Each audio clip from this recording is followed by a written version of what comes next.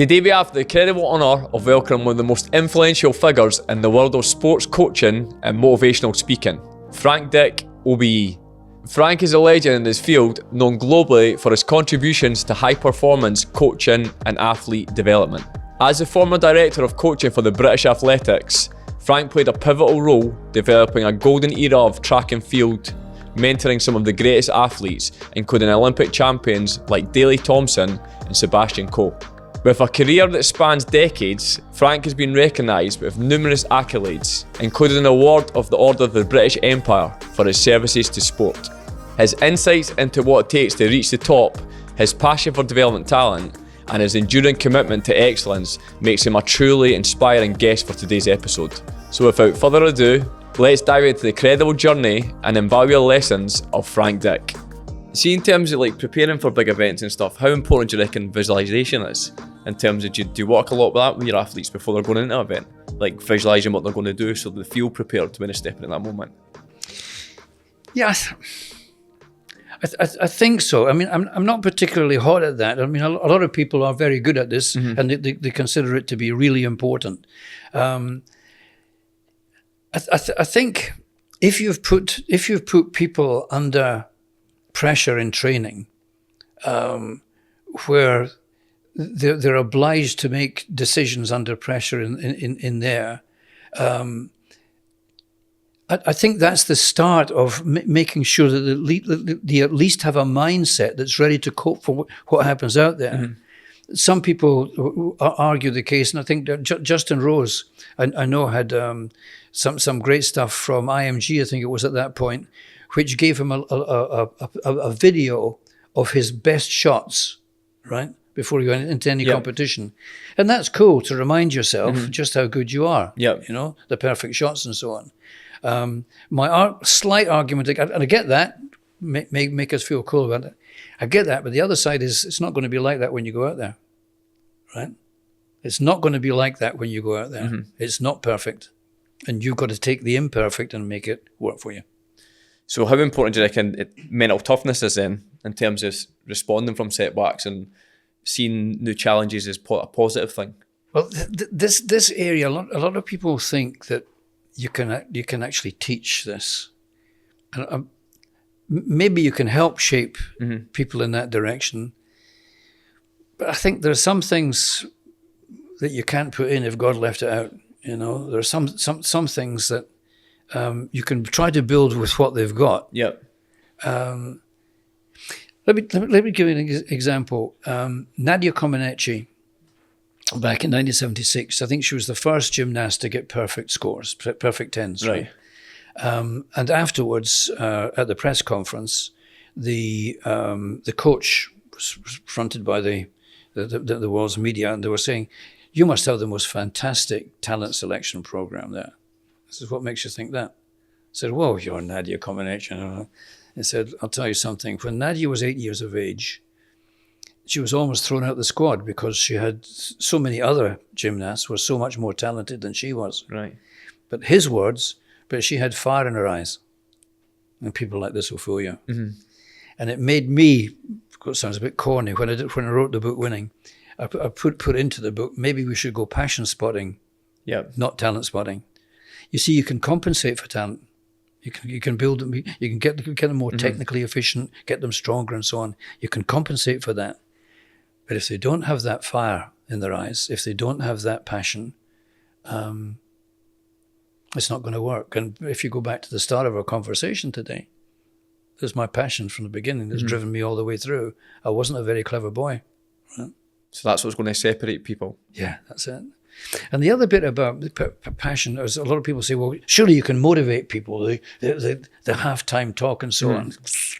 I get that. But one size doesn't fit all. You can't stand in front of your team and pretend that that each one of them is going to switch on to your words. You know. And when the going gets tough, you can't force people to dig that wee bit extra to get the result. And the other thing about motivation is this, right? Let's imagine that you asked me to coach you, right? And I said, yeah, you're in the squad, come with me. There can be no doubt that your motivation's there, right? You're motivated at that point. You were motivated to ask. Yep. You're even more motivated because you're now in it. You're going to be working with these other guys. If in a couple of years' time you're not motivated, whose fault's that? Mine. No, it's not. It's mine. It's mine. How? I should have created an environment that would allow your motivation to keep strong. The biggest issue, Kerr, is not motivating people. It's avoiding demotivating them. But do you not think in terms of you need to have desire yourself to succeed? Oh, sure. But it's easy to demotivate people, put people off. I mean, I work with an awful lot of people in life who've almost made an art form of working out ways for it not to work, right? Until I'll put an idea up, and you gather I like ideas. I'm a big dreamer and all these things, and they'll always find a reason for putting it down, right? Now, Do you think that's learned behaviour? Yeah, but a bit about that. And the other thing to remember is that if you've got somebody in your organisation, in your team, who's maybe a newbie, right, comes in, got this idea, the worst thing you can do is knock their idea down.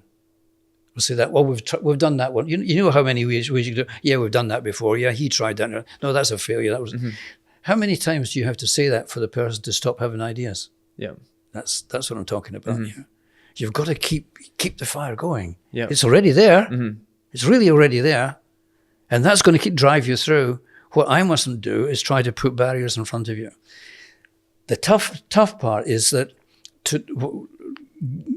giving this journey on, or going through that, putting them into the uncomfortable situations, and having them want to overcome the uncomfortable situations, and to motivate, if you like, to encourage that, rather than to sort of back off and give them failure after failure or criticize them and so on.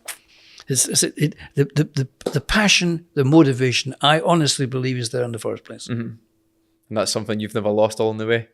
Don't think so. And you know, I work with Daley Thompson. That's when he came through. And the one thing you know about Daley is confidence, right? He seriously believes in himself.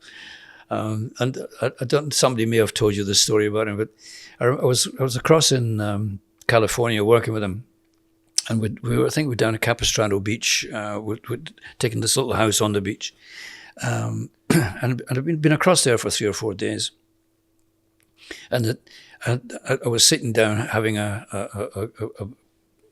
can of Budweiser with my feet up on the balustrade. The beach is on the front, and I was watching the sun melt itself into the Pacific. You know, I was watching the pelicans flying south towards San Diego.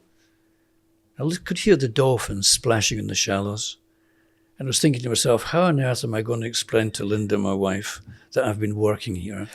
Right?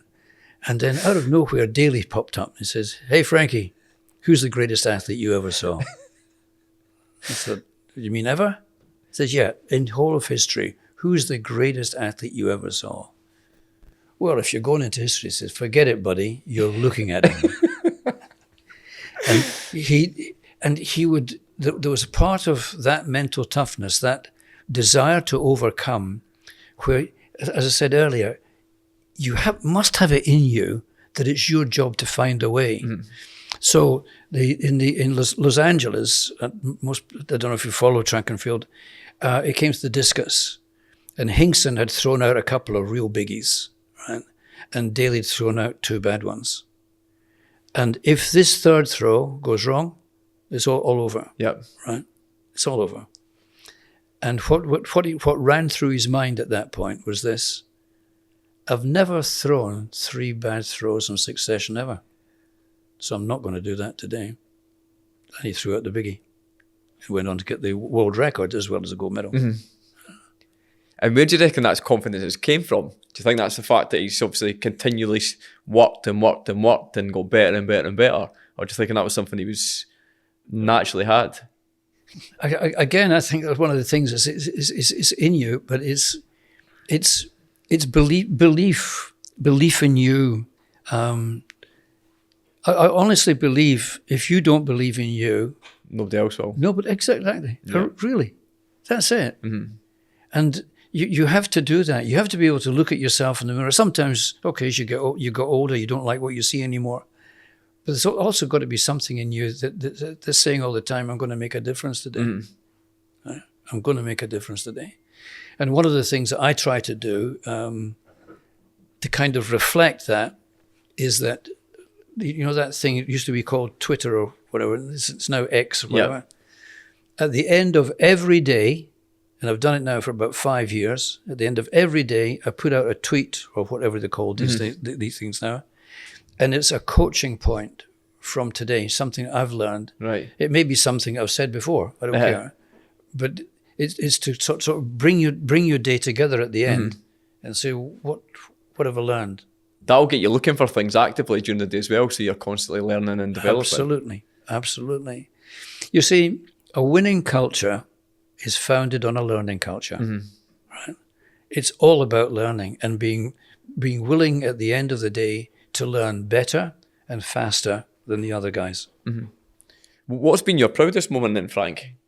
Like, your career's been like unreal. You've worked with like the best athletes in the world. What's been your moment where you felt like happiest? Well, I have to say that there are lots of them, but the one big thing for me was achieving something or through other people that everybody thought was impossible. Remember Harry Wilson, Steve Ovett's coach? He thought we'd never win the European Cup. Right? And so it was in Gateshead. And we'd never won it. We'd never been anywhere close. The very best of bad third. And I did my homework before we went in there. The European Cup, just to explain to you, is there's a men's competition, a women's competition. They're not related. Sometimes you've got different team.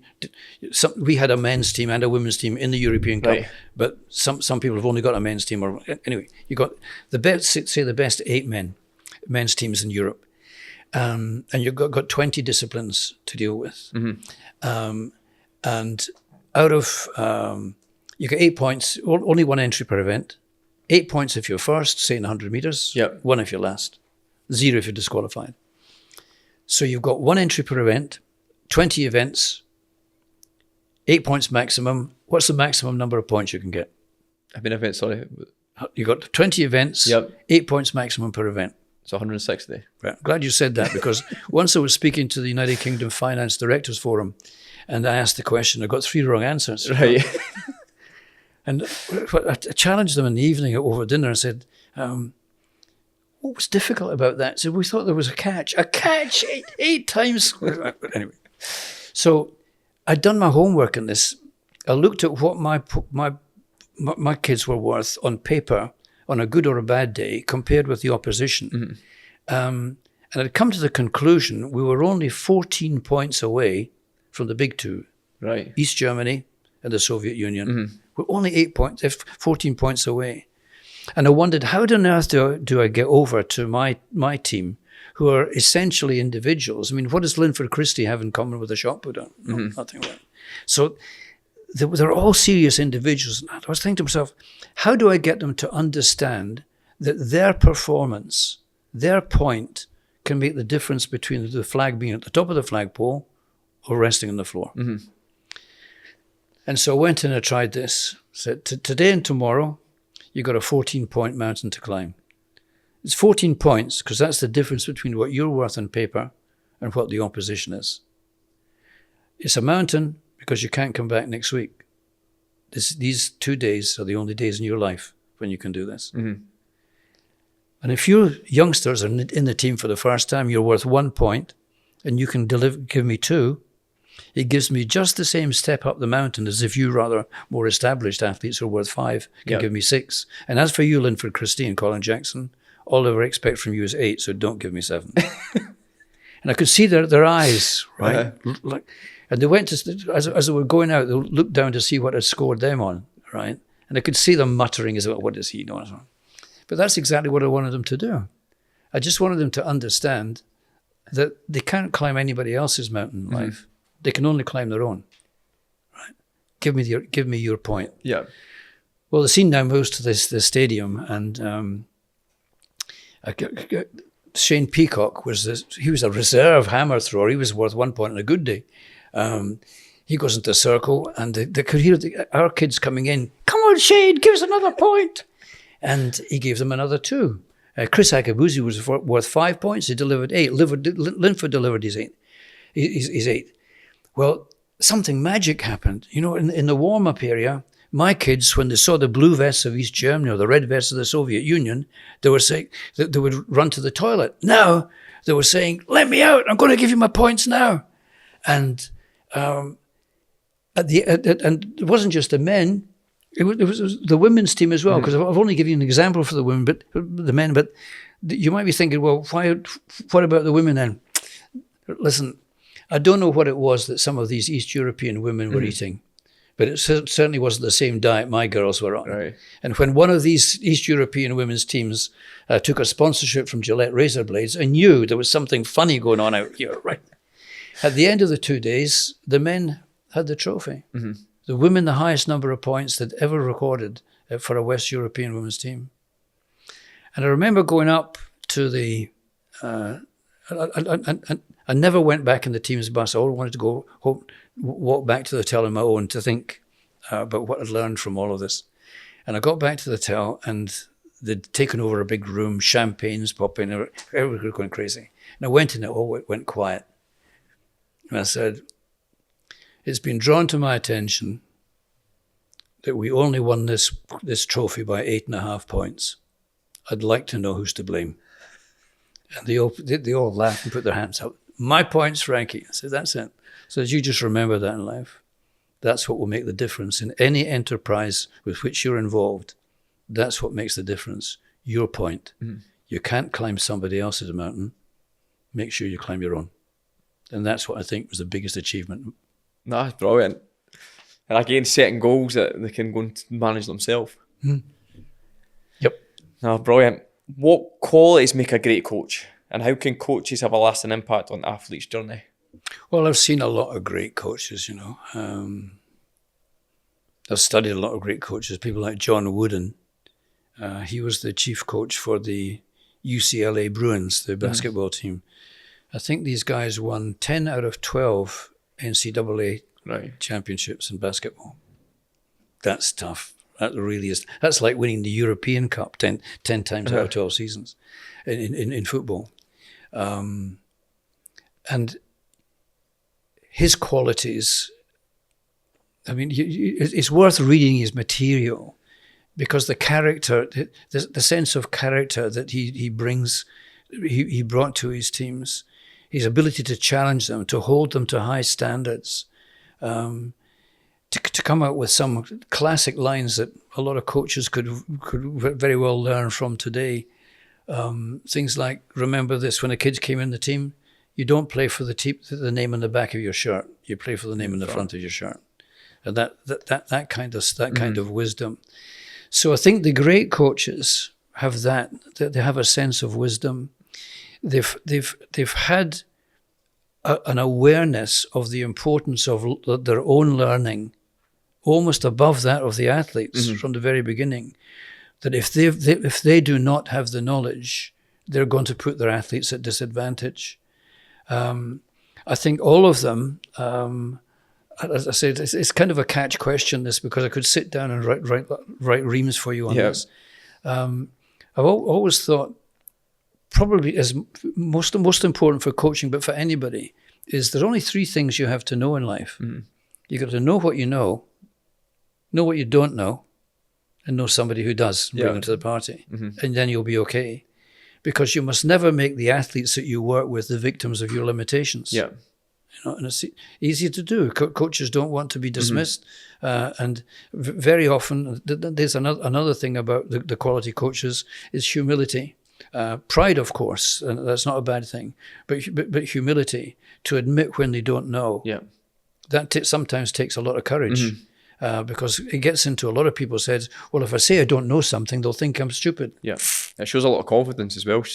You've got to be able to stand up and be counted on that one, because you're also telling the athlete that you're putting them first, right? I do know coaches who've tried to pretend that they know, and what the damage they do their athletes at the end of the day is huge. She's just huge. So to be honest, I can't give you a proper answer to this one, Kurt. There are loads of things, courage. They're very values-oriented people. Personal standards of behaviour, right? As much as the technical aspect, integrity. All of these kinds of words. There's a. I'm just trying to think. There's a book, I can't remember the name of the authors now, my brain's going. Beyond Winning, it's called. And what the author did was interview great coaches. And he summarized as he went through what their qualities were. And at the end, he almost referred to them as philosopher coaches. Right? Because in the author's mind, they had really thought deeply about what coaching is and what it is that they're trying to do to develop their athletes. I remember there's some great Percy Cerruti, Herb Elliott's coaches in there, Vince Lombardi, the Green Bay Packers coach. Great people and great messages from each of them. And I think if you want the answer to your question, that's probably the best thing to read. Right. See, what was your role with England Rugby like? Great, really. I mean, a lot of Eddie for a lot of people is Marmite. You love him or you don't. Yeah, and and he. I think that the nicest thing I can say about his manner is that he's forthright, right? You know you stand by him. Oh, absolutely. And to be honest, we're actually not bad at that in Scotland. We usually tell people what we think. England's quite different. They tend to go around very often, rather than hurt somebody's feelings, because that's your worry, they go around the houses and we're not straight with people.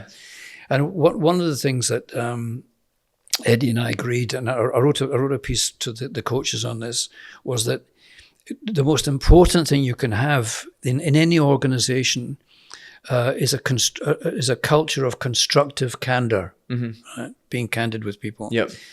If you don't have candour, you don't have honesty. If you don't have honesty, you'll never have trust. Yep. Right? If you don't have candour, you don't have accountability. I mean, if I think you're screwing up, Kerr, I owe it to you to tell you that, right? I'm not here to hurt your feelings. Yep. I want you to know that I'm here to make you the best in the world. That's my job, right? And if I'm saying something to you, that's what it's about. So take it in that spirit. Yep. That's being accountable. If you get accountability, then you'll get respect. So there it is again. Candour, honesty, trust. Candour, accountability, respect. We've got to build that in. And to have the courage, if you like, or the frankness about the whole thing, to have a clear picture in your mind that not everybody will want to hear things personally, but they need it professionally. The ones that want to reach the top, are they more inclined to want to hear that kind of feedback so they can, Yeah. And and what happens so often is people just schmooze. You get a coach working with a quality player. They love that contract. If there's a contract involved in that, they want to stay there, and so you'll end up. These coaches will end up trying to maintain the relationship, thinking that if I'm nice to you, if I don't say anything that'll upset you and so on, that'll keep us together. Where in fact they're actually damaging the relationship at the end of the day, because people need to hear what they need to hear. What's one piece of advice you would give to young aspiring athletes or coaches starting out? Well, as I said from the very beginning, you've got to just be knowledge hungry, right? Be knowledge hungry. Don't ever think you know enough. Right?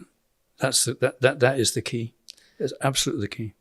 At what point in your career did you think, right, I'm really good at this? Was it when you started getting success with athletes, or was it? I'm still trying. Still trying. I think we can safe to say you're good at this, Frank. The amount of gold medalists. Was there a point though you were like, when you started, like when obviously you started working with British athletics, etc., they wanted you involved, and like it's like word of mouth, and you really like, athletes are trying to pull you in. Really good question. Going back in history, I'd gone to study in the United States in Eugene.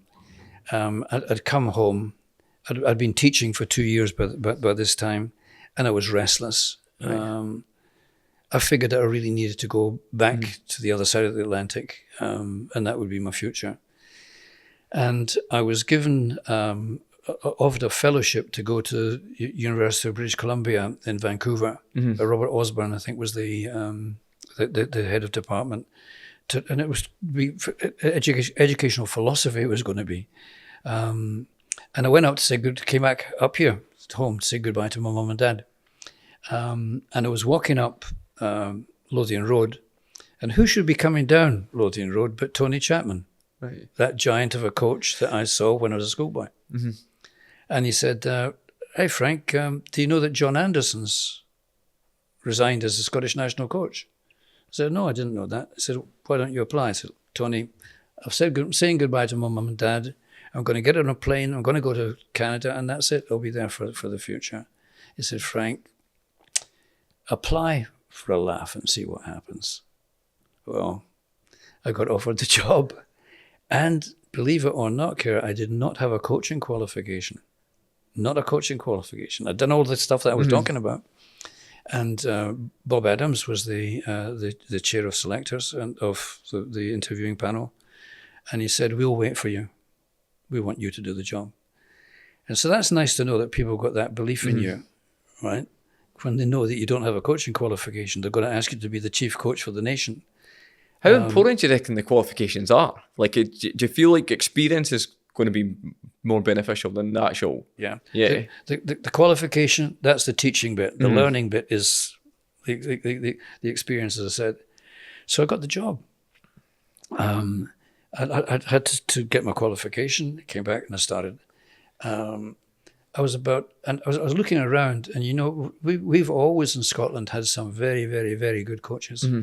And some of these guys that I was their boss now, they'd coached Olympic athletes. Who was I? This guy, not a qualification, for God's sake. So I can imagine they all had a bit of reservation about me. And it was about 2 to 3 years into it. And I was coaching an athlete called Myra Nimmo, who went on to be the top sports science person at Loughborough for the Olympic Games when they were in London. And she was a long jumper.